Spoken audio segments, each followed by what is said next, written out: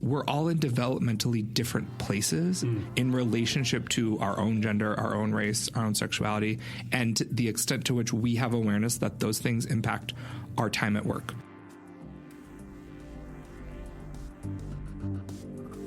Welcome to the Schmidt List, the podcast for people dedicated to managing successful projects, developing impactful products, and building engaged teams. And now, here's your host, Kurt Schmidt. Hi. How you doing? Good. Thanks for joining me on the show today. Yeah, thanks for having us. So you're at Team Dynamics. Can you tell me what Team Dynamics is and what it does?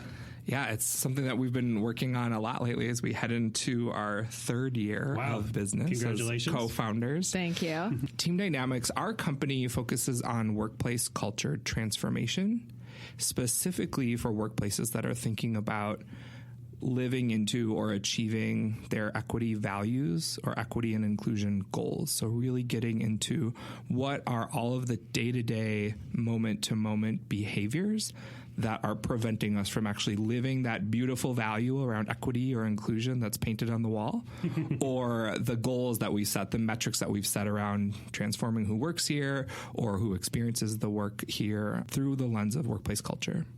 I've been listening to some of your podcasts, Behave, which I definitely recommend to anybody who's listening to this. And I love that you're exploring topics around this, because it isn't just about, like you said, the values on the wall, but you talk a lot about people actually wanting to get something done. Right. Yeah, we absolutely, because we started our company mid-career for both of us, we had been really on the ground inside of organizations, recognizing that it's messy. And so theory is great, practice is better. Right. So we build our work on a lot of incredible work that's been done before us, elders, ancestors, theory, but we really like to ask the question, so what, now what? So if we believe this, what does this mean when it's like Tuesday at 2:00 at my desk, right? What am I actually going to do about this? So that value statements stop feeling so aspirational and they actually feel like, oh, this informs literally how we do our work. Something I've talked about on the show a bunch is that there's a thing when people start and they're working in an organization is that they give up some responsibility and place it onto the shoulders of the organization to say, will you let me know when that diversity and inclusion initiative is happening, and then I'll jump on board with that. Is that something you see happening quite a bit? Let me know when is such a common thing that I think a lot of our clients and folks that we talk to are bringing to us as sort of a stress point. A lot of managers will often say, well, when is this a business issue and when is this an equity or inclusion issue? We did a whole episode about how do you know? If you don't have time for the whole episode, the short answer is it's always both. It's always a business issue and an equity or inclusion issue, because we always say at Team Dynamics, identity is always present. So the fact that I am gay, I'm third generation Mexican American, and that I'm a man, I'm always those things, whether or not we're talking about your experience of me as those things or how my experience in the world is shaping how I'm doing the function you've asked me to do. And then the second, culture always matters. And when we talk about culture, we talk about that as behavior, patterns of behavior. So not just the art on the walls or the interesting sort of kitschy things, but the moment-to-moment choices that feel allowable or appropriate in our workplace. And so this idea of when is time, or when is the time, or like, or whose job is it? Whose job is it? Yep. It's everybody's. Is that a common place that when you're walking into an organization, they're in that sort of, they probably should have called you 6 months ago kind of kind of place? Good question. So our clients are sort of all over the map in terms of the doors and windows through which we get invited in. Sometimes it is that there has been an incident recently or historically. Sometimes it's that there is sort of transition afoot, whether that's about personnel or that's about a new project or a new direction, or even when an organization or company has achieved something great and it's ready to move on to something next. So they're like, now's a really good time to take stock, given that we're about to go through this big transition anyways. And so what we say is we don't spend time working with folks who need the case made to them, meaning they don't believe that inequity exists. So we like people who believe in science and the reality of our lived experience, which is, here in Minnesota, which is where we're based, we work nationally, but both live here. Inequity, especially across lines of race, gender identity, ethnicity, immigration status, experience with mass incarceration, is so predictable, and it's been so consistent. That's sort of the question we're asking is, if we're all in U.S.-based workplaces, then these inequities are happening on our watch. So what are we going to do about it? Right. And for any of us who are sort of mid-career professionals, we have power, whether or not we feel like we have a title that backs that up. We're being listened to in a particular way. And so this idea that it is all of our roles to do something, but we're watching a lot of finger pointing, and it comes from a place of just real frustration. And so we understand that. And folks also don't know if they have the authority to do something about it. They're scared. That's what I was going to say. I feel like and I've met people like that, activators and stuff inside of other organizations that feel like they put forth like these ideas and people are like, yeah, that's cute, sure, I'm sure I'm not against it. Right. And then they go back to work. I truly believe that if you want to see real change inside an organization, you need to change how people are incentivized in order to sometimes see that. Is that something that you talk about with folks too? So I want to come at that question through an example that we're seeing a lot of folks bring to us. Sure. So we'll get those activators, those champions, those folks who have spotted an issue and really want to make something happen. People will come to us with really great enthusiasm and the sort of frustration that the initiative hasn't been rolled out, right? Or we haven't taken up the policy yet, or the whole place doesn't do this thing yet. So our question back to folks is often, so what are you in charge of? What is within your control? So there's a lot of conversation right now, especially in a lot of startups, mid-sized organizations, maybe folks or places that identify as maybe progressive, conversations about how do we have an expansive view of gender that feels really gender inclusive. And one of the ways folks are doing that is introducing themselves by sharing their pronouns that they use. So, hi, I'm Alfonso. I use he and him pronouns. Folks might be wanting to put their pronouns on their business cards or in the email signature. And folks will often come and say, we want to make sure this practice is intact before we have transgender or genderqueer staff or clients, so that we're not doing this thing that effectively puts that person on the spot. And people get really wrapped up in what's the policy and how are we going to roll this out in the whole organization. And that's all really important. But the question back to that champion or that excited activator would be, so have you started sharing pronouns in the meetings you're in charge of? So there's things you can do in your own practice that would not be illegal, inappropriate, or would get you in trouble, right? That you could say, I'm going to start doing something new because it's important to me for the following 3 reasons. Hi, my name's Alfonso. I use he and him pronouns. We're going to do that at the top of every meeting now. Right. And so I think it's so interesting that often for those of us at work, we start to become unconscious of just how our day has been built around our habits, right? And that habits become so ingrained so quickly. And so we always say the experts of an organization's culture are the newest people to enter the organization because they're the ones trying to figure you out. Right. They're the ones that are deep, like pulling out wires and looking under the hood. Exactly. And they're trying not to get in trouble. Right. Or they're like, okay, great. It's payday. It seems like on payday, we all go out to lunch, I guess, or we're take those cues. The glass Tupperware people, or like I'm going to get side eye if I bring in food from a particular restaurant, right? And so it's all of these little habits that we forget we're making choices. And we get to decide whether or not those habits work for us or they don't, right?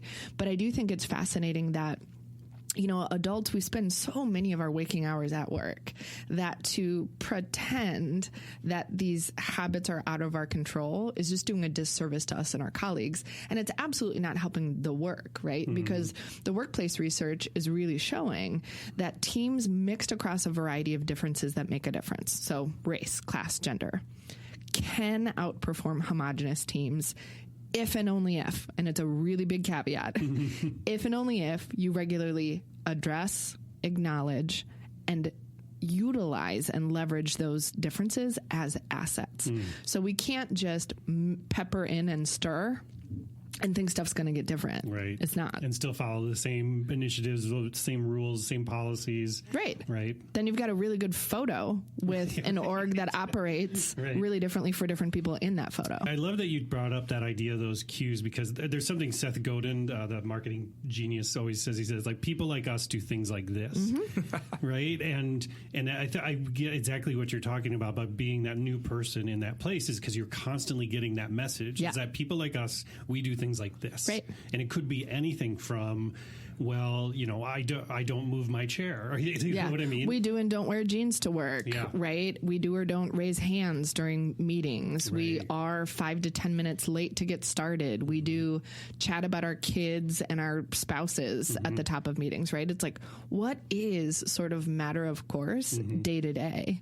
And I think folks way too often are thinking about these singular actions or activities, like at our big annual event, or, you know, in our end of year e-blast. Okay.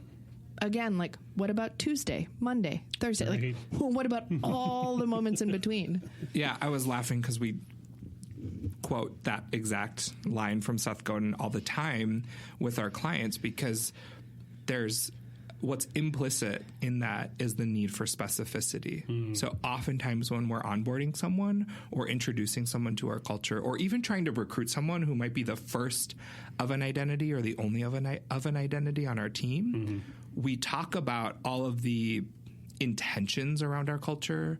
We're really fun. We're really open-minded. We're really flexible. Fun and open-minded and flexible could mean really, really different things for different people. Yeah. So how specific can I be in talking to someone about things that are okay and not okay at our workplace? Because if I hear really flexible, for example, me, I hate wearing shoes. So if I hear they're really flexible, I'm going to be so glad that I can like take off my shoes and walk around, until all of a sudden people are like looking at me weird. And then someone just like leaves the fire hazard policy on my desk that says like, because of fire hazards, you have to have your shoes on. I'm like, okay, so we're not that flexible. Like, what kind of flexible are we? What's okay and what's not okay? And stopping the sort of carefulness around being polite. That if I tell you really specifically all the things that are okay and not okay within our idea of flexibility, that I will somehow offend you or turn you off or give this sense that we're not flexible. It's unkind to just say like, we're flexible, and then wait for someone to cross a boundary. Right. And that's going to make them nervous. That's going to make them less productive in the long run. I feel like they'll be less entrepreneurial, right? Because they'll be like, oh, maybe there's a line there. That's why nobody's crossed that. For sure. Yeah, it absolutely stifles creativity. And so we always also attach a why to the what, right? And so because I have the pleasure of working with Alfonso on a daily basis, I know that for him, taking his shoes off, pacing, he's a phone pacer. Right? Absolutely. Right? He moves a lot. Me too. And so that idea that makes his brain work better. It's not just because he wants to just, get more steps in. He's not like wearing that watch thing. It is... I can actually be better at my job if you let me get up and, brainstorm on the whiteboard, not just sit trapped at this table, right? If I can doodle so I can listen, if I can listen to music with my headphones on while I'm writing, right? So that idea, again, that in sort of this new economy, so many of us have jobs that have never existed before. Our roles have never existed. Our companies have never existed. People have never been using technology in this way. And so as we move into an increasingly sort of AI world, it's really clear that the special sauce of humans is what we all now bring to the table, right? There are things that computers can do so much better than us. And so that idea of, so how can I unlock sort of my best and most creative potential at work? And what do I need to do that? And then without specificity, what happens is community policing. Because what we start doing is just sort of quietly pulling each other aside and saying, hey, we don't do that here, right? And if our rule that we start from is do no harm to yourself or others, does Alfonso not wearing his shoes hurt anybody? Of course not. Do a whole lot of cultural communities never wear shoes inside because that's inappropriate? Exactly. Okay. So how do we sort of bend and really talk about what has become in bounds and out of bounds? Yeah. And so, Trina, and as you were talking, I started to think of myself as an example. I have been the youngest person on a team. I've been the only gay person on a team. I've been the first person of color on a team. And so when we're thinking about describing where all the wiggle room is, where are the edges on that flexibility value, we also then have to interrogate for ourselves who gets the latitude, like what kinds of people. I don't mean names. I mean specifically, is it funny when men don't wear their shoes, but like weird and unprofessional when women do it? Do white people get to yell and gesticulate and sort of shout across the office, but when people of color do it, they're told they're being out of control. So to add, our work is all about race and gender at Team Dynamics through this lens of culture as behavior. So once we can talk about the things that are okay and not okay, then we can ask ourselves, and then who's allowed to operate outside of those edges, or who gets told like, oh, you're so quirky, or like, we love that Kurt gets to like, walk around without his shoes on. I'm like obsessed with not wearing shoes, right? Right. So then doing that analysis of who gets away with what, and can we predict that actually across lines of race and gender, people are having a disparate experience because different rules are enforced differently. There's the opportunity then for a workplace to say that we can change. That's a really specific thing we can start doing or stop doing.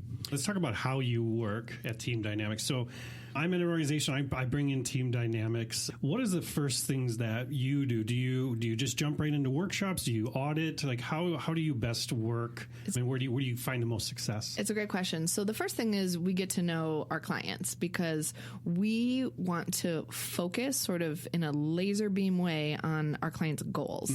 And a whole lot of our clients have meta goals to start. Like we want a more diverse workplace, or we want feelings of inclusion or workplace satisfaction to increase. We want incidents of sexual harassment to decrease, right? So it might be we want more of something, we want less of something, or we want something to be different.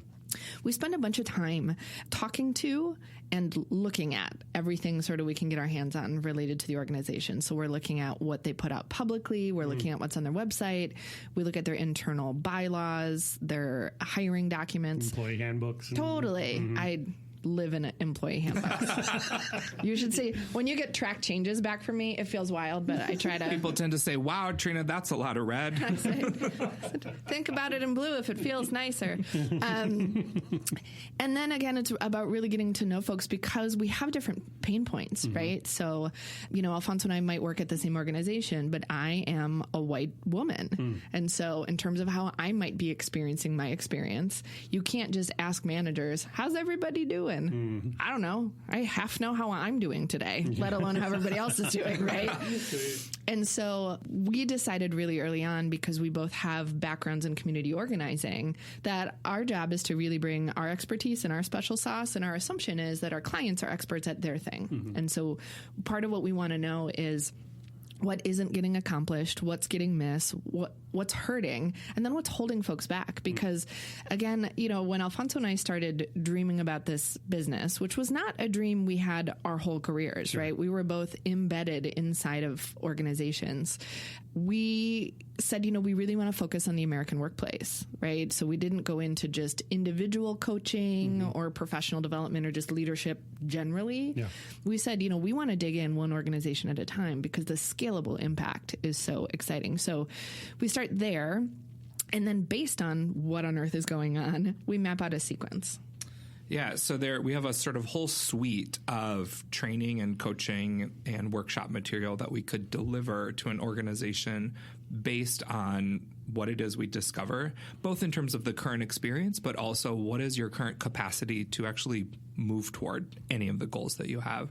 So some typical things that might happen, we might talk about bias, we might talk about communication styles, we might talk about power dynamics. Folks are really activated right now around issues of power and really feeling powerlessness, or folks have power over them. So we help workplaces really think about, if all of us have power and we all have it in different ways, how are we making choices about our power rather than just being passive about or subject to how it's always been. So there are a number of different topics that we do through all staff or all team training, depending on the size of the team that we're working with. So, for example, we're working with a theater that has 250 employees. we're going to move folks through that training content in batches of 25 to 40, right? Yeah. Can't just put them all in a big auditorium. Exactly. It's a lot. And it's overwhelming. We know we can't train our way to change. So the training is the conceptual of like the sort of wake up moments like, oh my gosh, I had never thought about it. And then right after we do training, teams and individuals, so you and maybe your direct reports or you as a manager or supervisor would get one-to-one training or small group coaching with one of our expert coaches to say, let's take that idea that we practiced with in a seminar or in a workshop and now apply it to an actual thing you're about to do. Oh, you're about to hire a new person. Oh, you're about to launch a new project. Oh, you're about to roll out a new initiative. Let's take that concept around bias or power or communication styles and apply it here so that folks can see the relevancy. Mm-hmm. And then we do sort of enterprise-wide action projects where folks can say, all of us together are going to take a look at our vacation and holiday policy. And many of our clients come to realize, all of our company holidays either celebrate American colonization or Christianity. Mm-hmm. Yeah. Yep. So what message might that be sending to people who care about what's important to us? Right. Maybe we should change that. And my favorite part is how empowered folks feel sort of in their role or their job. So one of our favorite things to do is work with folks who are doing operations and finance, because for way too long we've put identity, inclusion, equity in like a program bucket somewhere that like it's somebody's job over here. When we start talking with our clients about their purchasing power and where they're putting their money and what it looks like to invest on purpose in people of color, women, LGBT-owned businesses, for example, people get to build such bigger networks. Like we love that we have a relationship with a printing house that they actually know our names and know our work. And we're not just like trying to get the USB and standing in line and like, what is happening? So that idea too, that again, this is not about political correctness. This is about getting better service. This is actually about a new perspective, being able to sort of right the wrongs in the economy. So for us, I also kind of think about it like shampooing. It's a rinse, wash, repeat, right? So the fact that we are swimming in inequities means this isn't one and done. This is not set it and forget it. Now you're good to go. So we have clients that are moving into their third year of relationship with Team Dynamics. It just means the relationship looks really different, right? Sure. Because now we've updated the policies. Now we've actually rolled out how we do staff meetings differently. So it's sort of just, okay, once we get through this goal, what's on the other side of that? Because we're really excited about people who want to do excellent work. It's not the same thing as perfect. We think that's not a great goal.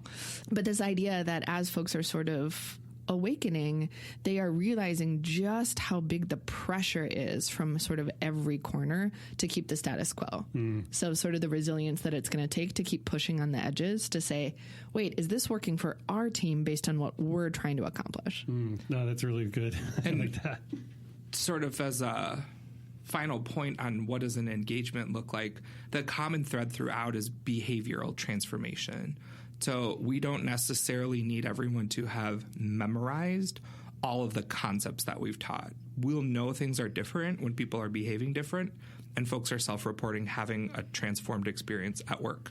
And right now we're actually looking for 10 to 12 teams that want to engage in a 9-month deep dive sequence with us. So starting in the fall, September, October, we've actually condensed our sequence from 18 months to 9 months to do sort of a sprint with teams that feel really hot, really ready to engage in culture transformation with a cohort of leaders and trainers through Team Dynamics. So if folks are interested, they can reach out, teamdynamicsmn.com. We're looking for 10 to 12 teams of up to 40 who want to do that 9-month sprint with us. That's exciting. Yeah, you went right into the question I was going to ask, is that because there is especially in the enterprise, there's a culture of doneness, right? Yeah. So it's like we love being finished. We went. Thank you for the workshops. We're all non-biased now, so ta-da!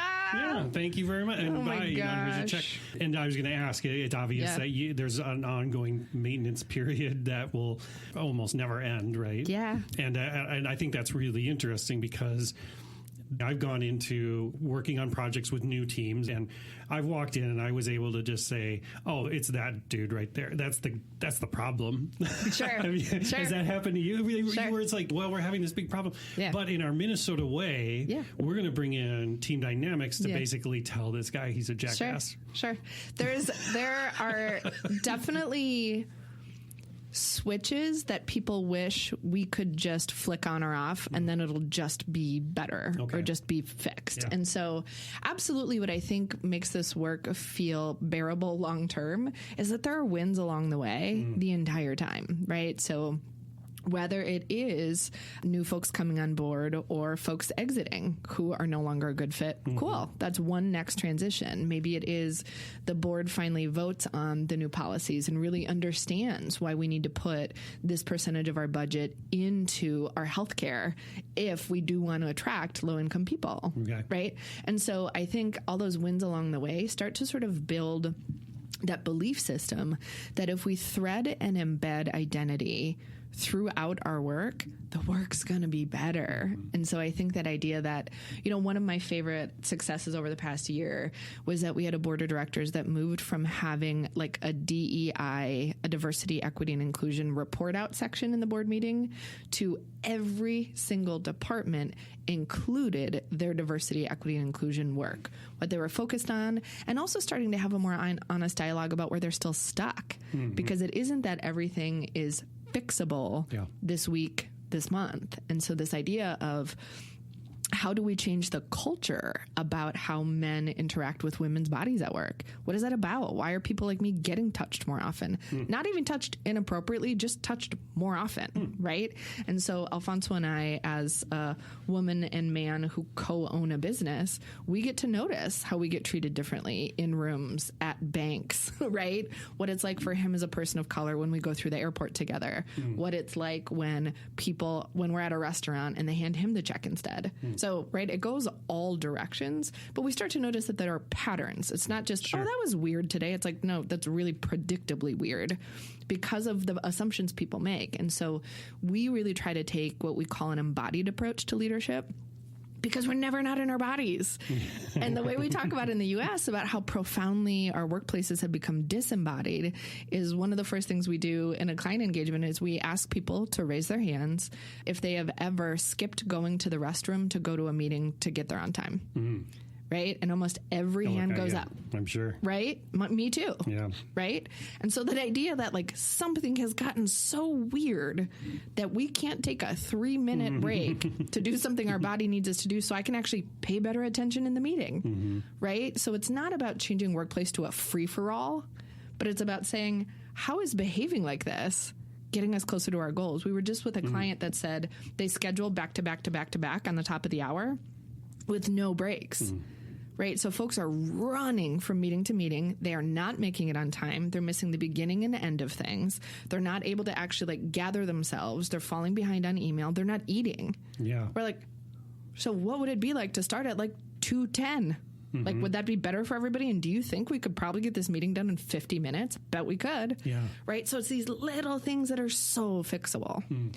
And I'm zooming in on, you were alluding to Minnesota Nice. It's one of his favorite things to talk about. It's one of my favorite things to talk about because I actually think it's an asset. I think it is a belief that specificity isn't kind is what's actually getting in our way. Sure. So we've confused ourselves. We've said as a state, we think of ourselves as really kind and really progressive, like lowercase p progressive, and this sort of capital of industry, bold north of entrepreneurship, right? Yeah. And yet anyone who manages people feels so immobilized by the idea that if I have, you said this guy, so let's say Steve is on my team. I don't know. I'm not talking about anybody I actually know. Yeah. And let's say early in that inquiry that Trina was talking about, you tell me, Kurt, Steve's like pretty, like most women here would say Steve is a misogynist, or most people of color here would tell me Steve's pretty racist. My question to that manager would be, are you ready to become the kind of manager who's equipped to have the conversation with Steve and or with other people about specific behaviors that are not okay related to race and gender in this workplace. If you're ready, let's get into it. So no, we're not going to say like, let's do 9 months of training and hope Steve figures out he's the reason we're all here. Yeah. Eventually, we're going to build somebody's capacity to have that conversation.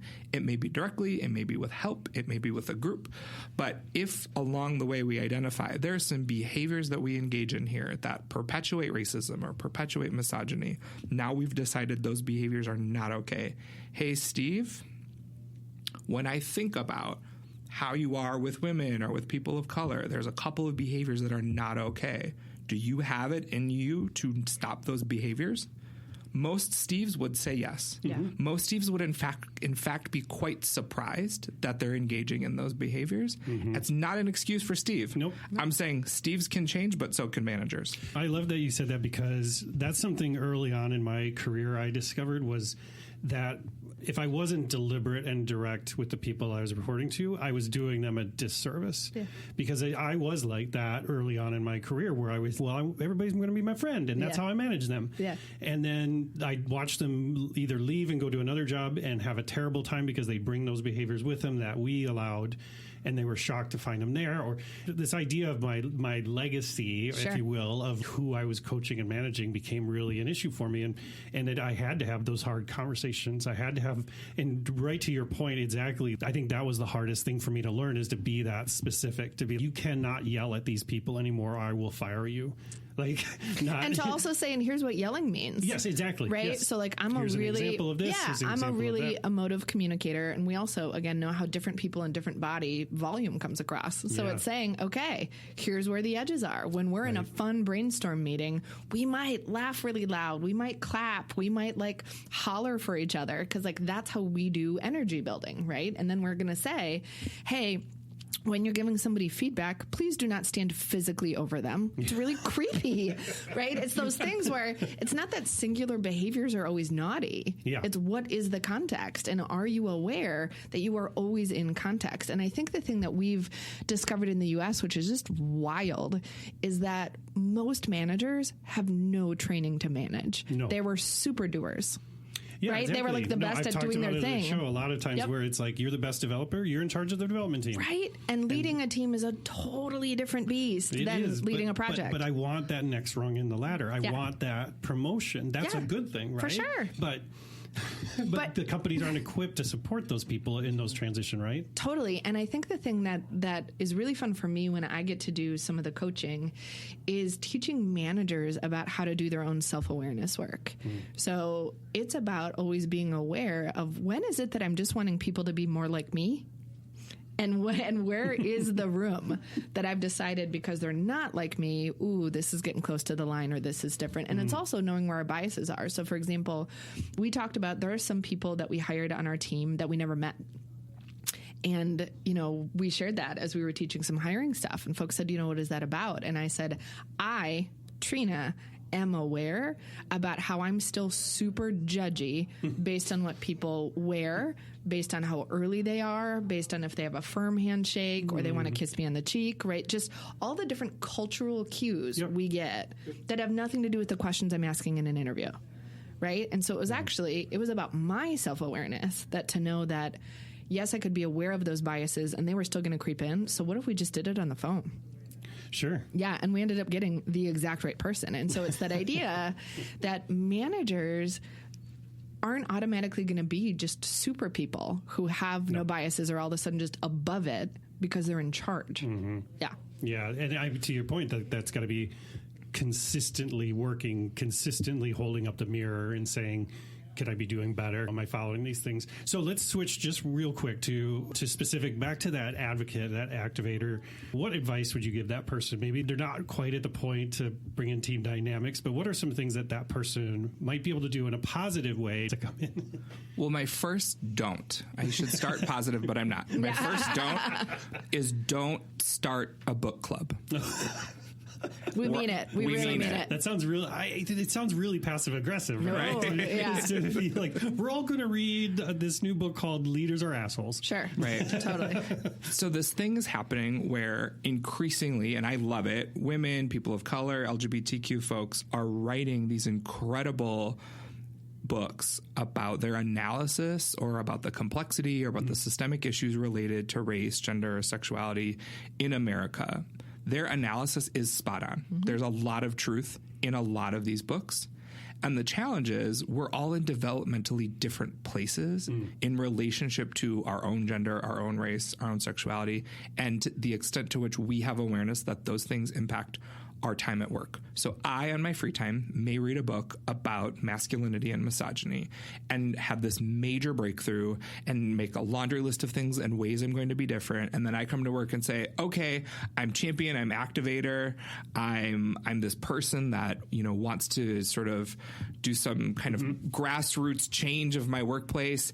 And so I get a bunch of men in a room and I have them read the book, and it might have a terrible result. So what I've missed is it wasn't the book that changed me.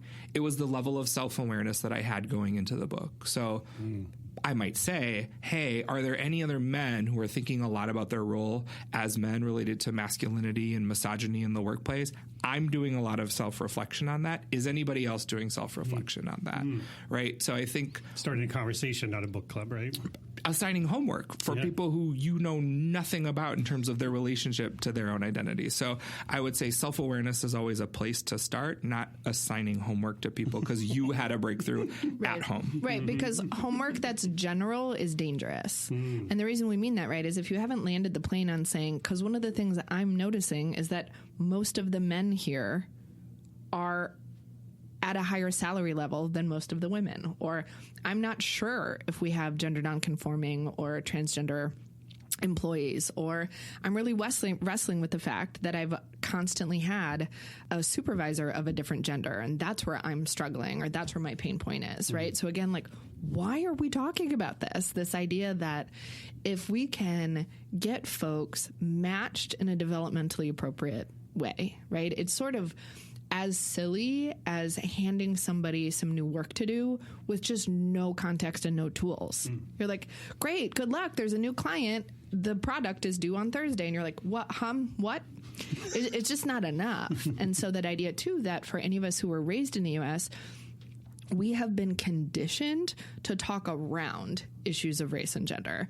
And again, the reason that's where we focus is that in the U.S. workplace, those are the biggest differences making the difference, right? Pay inequity, who's in the C-suite, who owns companies, right? Who has stock, who's on the boards. Like, it's just still wildly out of touch with the actual demographics of America. That's how we know something is happening, because we're leaving so many of our best players on the bench, right? Like, what is that about? And so I think it's a really fascinating thing to consider when folks have this energy for learning. How do you start by exactly what Alfonso said, saying, here's what I'm thinking about. So rather than, hey, you know what we should be thinking about? Right. So you model. People. Start with you, right? I get to say, so as a white person, here's what I am really noticing in the news coverage of the presidential election. Here's why I think it's relevant for us as a PR firm. Right? Like, here's what I'm thinking about. And so it takes a different kind of vulnerability to say, here's where I'm struggling, or here's where I'm excited, or here's where I need help. But we really encourage people to start with self, because chances are there's a lot they can do in their work product, on their work team, inside their workplace. But rather than start by pointing fingers, start by saying, wow, I'm interested in work feeling better or different. I want to go to sleep every night feeling like I operated in my integrity during those 8 hours. Not I live my values outside of work on the weekends or like when I'm at an action. No, I live my values all the time. I love that you said that, because it brings us all the way full circle back to where we started, which is leading by example, by setting those cues yourself. You don't have to come in with all these different books and worksheets and things and start applying it to folks. If you just start living that more fulfilling piece of yourself, if you're sharing that more, there's people just pick up on that, right? Yeah, there's just not a silver bullet. And so that idea of modeling, and you don't necessarily have to model quiet. You don't have to just hope somebody's going to notice. You can say, I really am thinking about this. Like, I know there was a big breakthrough during one of our trainings when, Alfonso said, I've really been practicing talking forth in meetings. because I catch myself talking first or second a lot, right? I talk about being an extrovert, but also a white person. So how much space I take up or how I give opinions on things, I don't have expertise on when I'm asked for them. So I'm practicing saying, thank you for asking. I don't know enough to weigh in, right? And that actually being a leadership quality rather than pretending. Yeah. And for us, we can always come back to, I think, three things. So to distill it down, this question of where would someone begin short of engaging us? And it's three things that we come back to all the time. And if you listen to us and behave, we're sort of relentless on our podcast about these three things. I like to say consistent. Consistent. We're consistent. I feel it's like, we're relentlessly consistent. Yeah. So the first is self-awareness. We can't say it enough. Like, what is your own connection to your sense of race and gender? The second is goals, really, really specific goals. So when I think about like topics we zoom in on behave and at Team Dynamics about specific topics because we have goals related to changing behavior around those topics. So anything from should we hire people that have a felony record or not, to should we have all gender restrooms, to does our dress code imply anything in a biased way, right? So have a really specific goal. Like you seem to think what is working or not working, what could change. And then the third is we invite folks to become expert pattern spotters.